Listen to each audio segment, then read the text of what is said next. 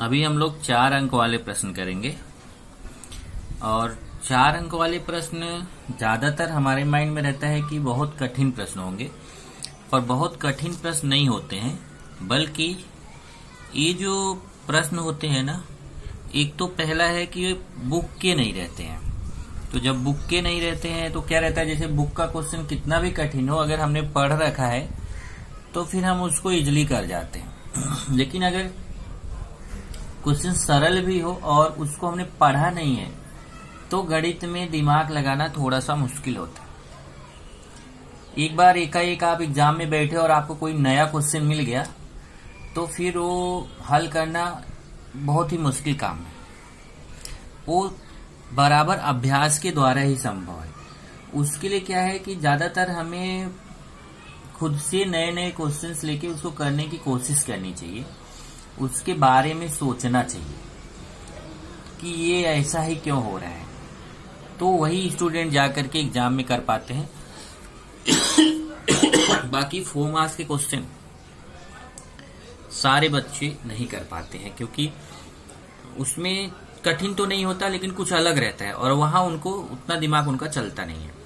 तो मैं उम्मीद करूंगा कि आप करने वाले हैं, और इसके लिए मैं आपको कुछ क्वेश्चंस ऐसे कराऊंगा जो आपकी बुक से बिल्कुल अलग हैं, जबकि कठिन नहीं है।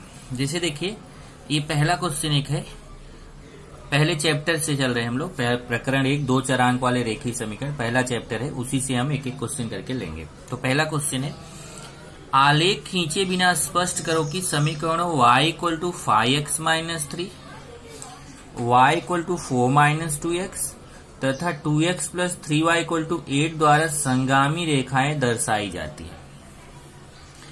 अभी देखिए यहाँ पे 3 रेखाएं दिया है, 1 2 3, मतलब 3 समीकरण दिया है। और क्योंकि ये भी देखिए 2 चरांक वाला रेखीय समीकरण है, ये भी 2 चरांक वाला रेखीय समीकरण है, ये भी 2 चरांक वाला रेखीय समीकरण है, तो फिर हम ये तीनों समीकरणों को से अगर देखें तो हम रेखाएं खींच सकते हैं, क्योंकि ये रेखीय समीकरण है।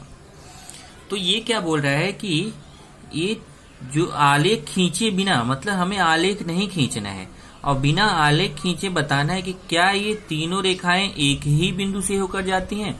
संगामी का मतलब होता है तीनों रेखाएं एक ही बिंदु से गुजरती हों, एक ही बिंदु से होकर जाती हों। ये हमें पता करना है कि क्या तीनों रेखाएं एक ही बिंदु से होकर जाती हैं। तो इसका तरीका क्या है? इसका तरीका है कि ये तीनों समीकरण जो है, देखिए पहला समीकरण लिख लिया, दूसरा तीसरा। पहले कोई भी 2 समीकरण हल करो। जैसे मैं पहला दूसरा यहाँ हल करने जा रहा हूँ। सर्वप्रथम हमने लिखा है कि सर्वप्रथम हम समीकरण 1 तथा समीकरण 2 को हल करके x तथा y के मान ज्ञात करेंगे। तो मैं कौन से समीकरण को हल करने जा रहा हूँ? 1 और 2 को। पर ऐसा कोई जरूरी नहीं कि आप 1 और 2 को ही हल करें, इन 3 में से कोई भी 2 समीकरण आप हल कर सकते हैं और x और y का मान निकालेंगे। तो जैसे देखिए, मैं समीकरण 1 और 2 को हल कर रहा हूं, तो अगर आप समीकरण 1 और 2 को हल करेंगे तो यहां से आपको x y का मान मिलेगा। तो जैसे आपने मान लीजिए ये 2 समीकरण हल किया, जैसे देखिए मैंने हल किया है, कौन सी विधि से हल किया है? मान रखने की विधि से हल किया है। आप इसको गुणांक समान करने की विधि से भी कर सकते हैं, क्रमर के नियम से भी कर सकते हैं, आप फ्री हैं।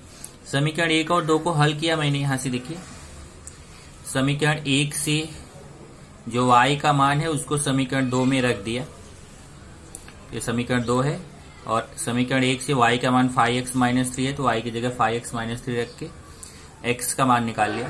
फिर x का मान समीकरण 1 या 2 किसी में भी रख के हमने y का मान निकाल लिया।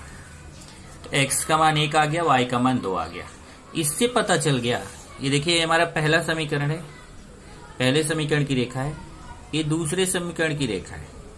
तो अगर दोनों समीकरणों को हमने हल किया है तो ये पहले समीकरण की रेखा, दूसरे समीकरण की रेखा, अगर दोनों समीकरण हल करने से हमें जो एक्स वाई का मान मिला है, कितना मिला है? 1 2, एक्स का मान 1, वाई का 2। इसका मतलब ये दोनों रेखाएं कहां पर प्रतिच्छेदित करती हैं? बिंदु 1 2 पर प्रतिच्छेदित करती हैं। दोनों रेखाएं कहां पर प्रतिच्छेदित करेंगी? बिंदु 1 और 2 पर प्रतिच्छेदित करेंगे। अगर दोनों रेखाएं बिंदु 1 और 2 पर प्रतिच्छेदित करती हैं तो फिर हमें क्या सिद्ध करना है? हमें सिद्ध करना है कि तीसरी रेखा भी यहीं से होकर जाती है। संगामी का मतलब होता है तीनों रेखाएं एक ही बिंदु से होकर जाती है। तो हमें क्या करना चाहिए उसके लिए हम क्या करेंगे कि जो दोनों रेखाओं द्वारा बिंदु प्राप्त हुआ है 1, 2, इसी को हम समीकरण 3 में प्रतिस्थापित करेंगे। अगर हमारा समीकरण 3 भी संतुष्ट हो जाता है, अर्थात इसका भी समाधान हो जाता है, मतलब हम x की जगह 1 रखेंगे, y की जगह 2 रख के इस समीकरण को चेक करेंगे। अगर बायां पक्ष दाएं पक्ष के बराबर आ जाता है तो इससे फिक्स हो जाएगा कि ये जो बिंदु 1, 2 है वह समीकरण 3 पर भी स्थित है। इससे पता चल गया कि वो बिंदु 1, 2 जो है वह पहले समीकरण पर भी है, दूसरे वाले रेखा पर भी है, तीसरे वाले रेखा पर भी है। जब तीनों रेखा पर है तो इसका मतलब ये तीनों संगामी हो गए। तो पहले दोनों समीकरण हल करके हमने एक्स वाई का मान निकाला था, हमें बिंदु पता चल गया। तो एक्स वाई इक्वल टू 1, 2 समीकरण 1 तथा 2, समीकरण 2 से जाने वाली रेखाओं का प्रतिच्छेदन बिंदु है। अब ये जो बिंदु इसको है, इसको हम कहाँ रखेंगे? समीकरण 3 में।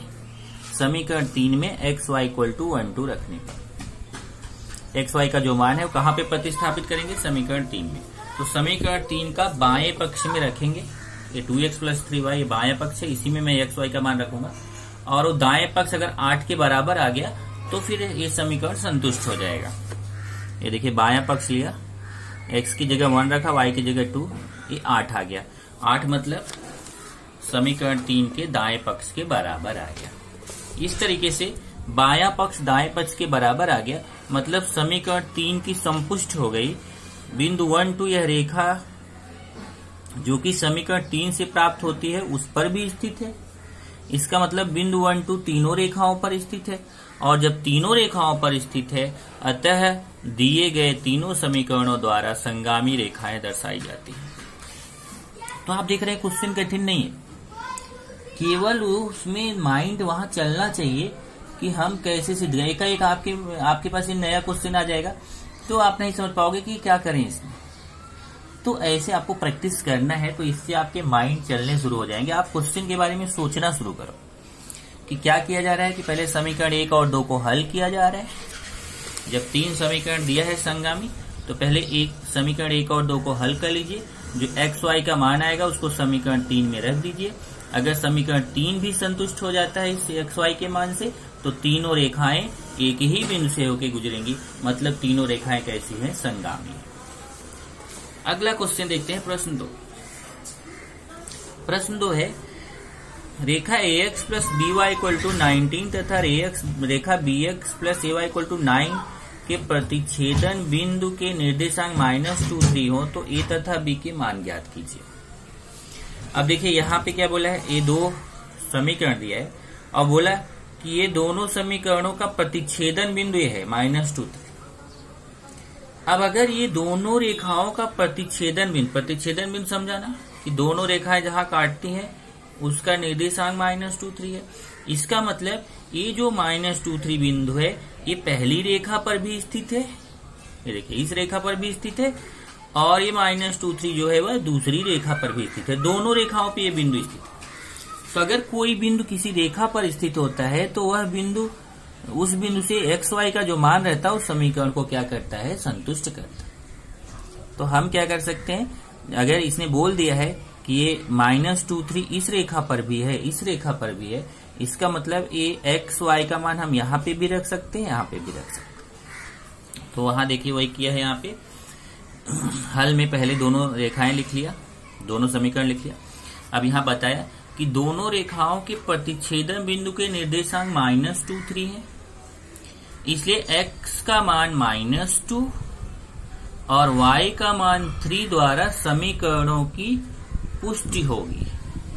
अब यहाँ पुष्टि लिख सकते हैं या समपुष्टि होगी, या समाधान होगा लिख सकते हैं, या संतुष्ट होगा लिख सकते हैं। तो अब क्या करेंगे, ये जो x का मान -2 है और y का मान 3 है, ये समीकरण 1 में भी रखेंगे, समीकरण 2 में भी रखेंगे, दोनों समीकरणों में रखेंगे।